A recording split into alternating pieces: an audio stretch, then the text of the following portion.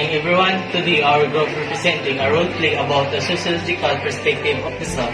This is idea explain that who we are is shaped by our social interaction, culture, and the people around us. Let's see how this works in real life.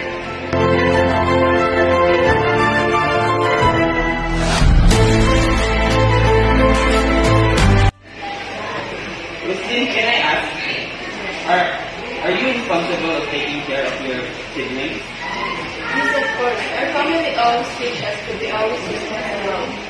That's so? Yes. This is the sociological idea that the family is our first teacher. They shape our values and behavior. Ivan, look at Muslim. She's really simple. She's really responsible. Yes.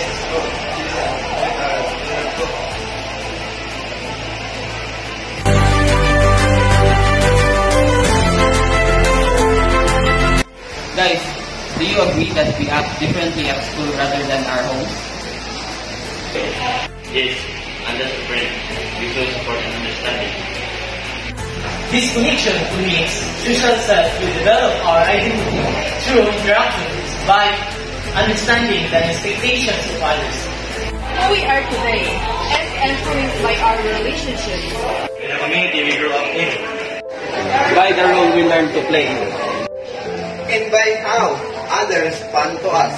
And the sociological perspective of the self teach us that identity is not created alone. Society shapes us, our experience, cultures, and relationships. In returns, we also shape society.